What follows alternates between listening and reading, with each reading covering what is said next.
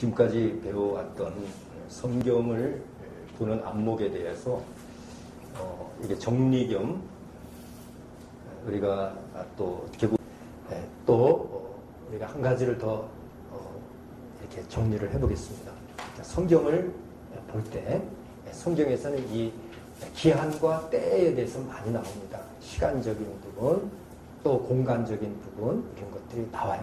그러나 성경을 볼 때 이것을 어떤 눈으로 보이는 그러한 공간적인 것도 시간, 인간이 생각하는 시간만을 얘기하는 것은 아닙니다.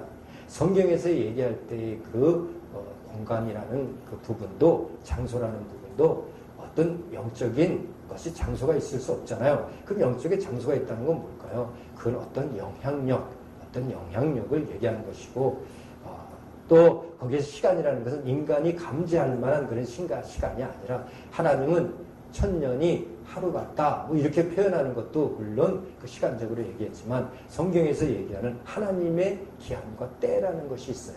이것이 이제 카이로스라는 시간이죠. 카이로스라는 시간. 크로노스라는 인간의 이 공간 속에 나타난 시간. 제가 항상 얘기를 하잖아요. 이 천지를 창조할 때 그 윗물과 아랫물로 나누면서 공간이 생겼잖아요.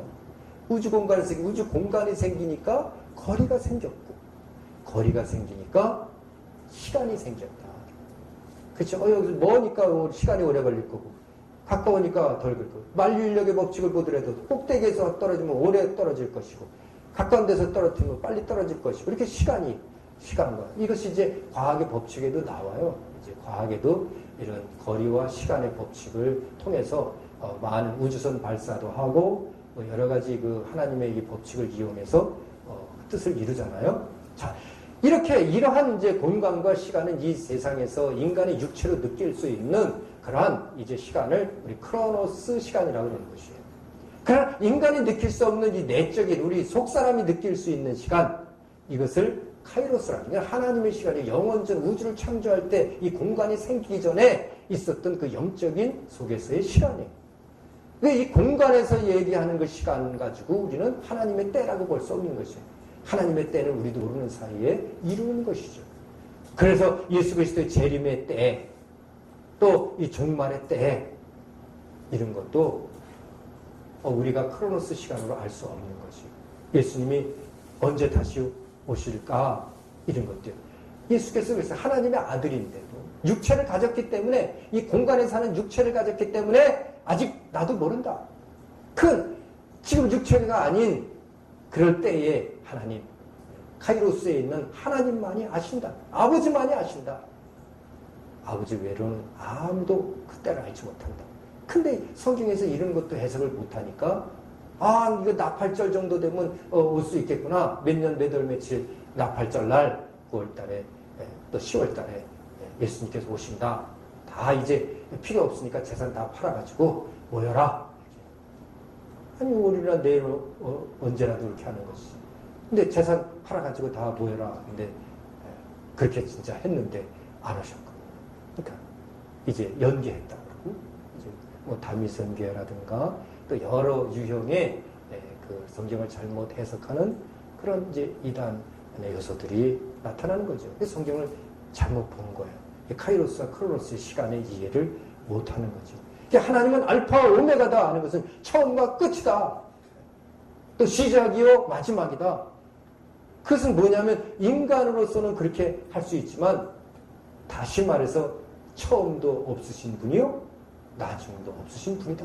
이 우주에서 볼 때 그 우주의 관점에서 하나님을 해석한 거죠. 이렇게 알파 오메라고 하는 것도 이렇게. 그러니까 결국에 이 하나님은 이 우주보다 크시다는 것을 얘기하는 거예요. 하나님의 카이로스의 계획을 우리는 믿고 살아가는 겁니다. 우리가 믿음이 있다는 건 속사람의 하나님의 마음이 있고 하나님의 성령으로 인쳤기 때문에 그 카이로스의 시간이 언제인지는 모르지만 그것을 믿고 살아가요. 카이로스의 시간이 언젠가 돌아올 것이다. 하나님께서 오실 것이다. 라는 것을 우리는 믿고 사는 거예요. 이것이 온전한 믿음인 것이죠. 지금 오실지 언제 오실지 그거는 아무 관련이 안 돼요. 우리는 크로스 시간이 있으니까 하나님의 기한과 때가 있는 거예요. 성경에서는 기한과 때가 이러면 예수 그리스도께서 아직 때가 이르지 아니하였느니라. 그러니까 우리 교회 일이나 특별히 이제 교회 일, 하나님의 일을 할 때는 막 이렇게 어떤 하나님의 기한과 때를 우리가 이렇게 눈치챌 수 있어야 돼요. 그래서 예수님께서 그걸 뭐라고 표현했는지 아세요? 그래서 언제 종말이 오겠나이까? 내가 그 무화과의 때를 아느냐? 이렇게 계절도 언제 여름이 오고 언제 겨울이 오는 것을 너희가 알거든. 바로 하나님이 언제 올지 그것을 감을 못 잡느냐? 물론 도적같이 오니까. 그러나 참 성령으로 잉태된 자들은요, 감을 잡는 거예요. 그냥 언젠지는 모르지만, 오늘 오실 것처럼. 그래서 성경에서 나타내죠. 어떻게 나타내요? 감을 어떻게 잡냐? 그거를 제가 감을 잡는다고 표현했지만, 이걸 이제 신학적으로 징조, 경고, 경계, 그리고 실제, 이렇게 나타나는 거예요. 그래서 계시록에서도 인치는, 인때는 재앙이 있고, 그 다음에 나팔 부는 재앙이 있고, 나팔 재앙, 그 다음에 대적 재앙이 있고, 이렇게 일곱 개 재앙으로 나눠졌잖아요. 그게 바로 징조와 경고와 또 실제라고요. 그러니까 이거를 다른 사건이 아니에요. 같은 사건을 이렇게 같이 점점 승화되면서 표현했을 뿐이지, 그게 뭐 역사적으로 해석하니까 잘못된 거죠. 역사적에서 그렇게 해석하면 안 되는 거죠.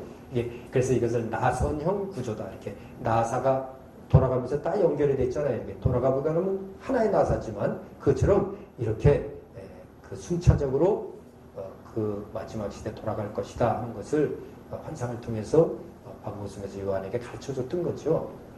바로 그것처럼 이 거전기지, 이 마지막 때가 되면 거짓 선지자들이 나올 것이다.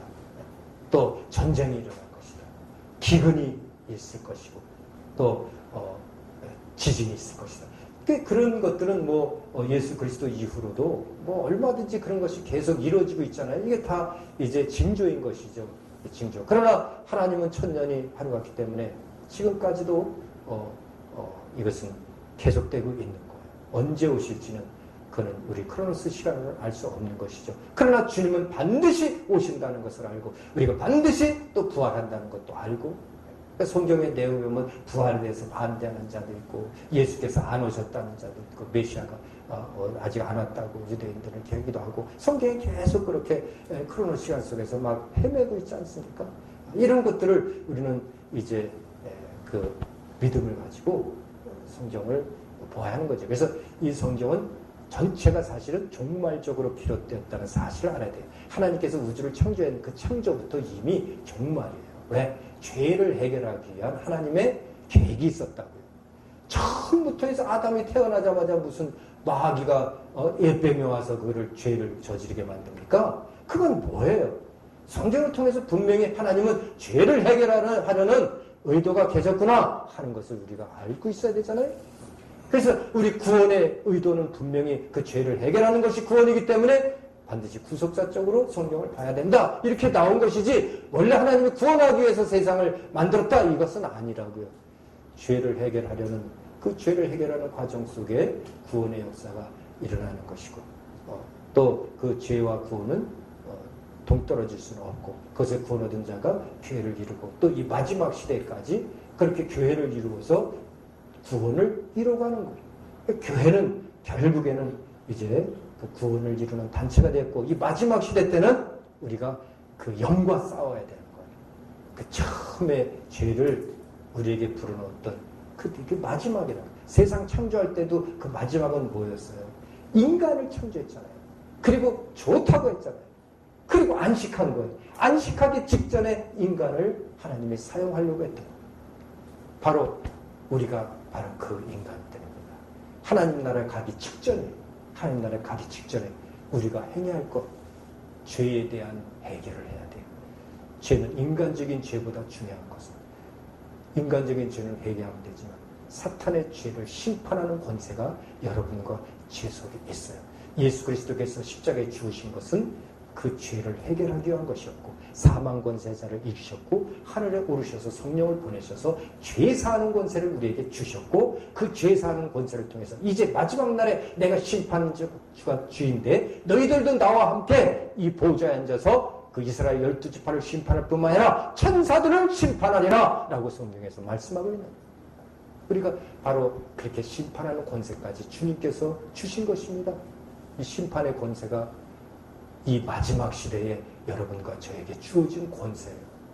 죄를 지으려고 하지 말고 죄를 심판하는 자가 됩시다.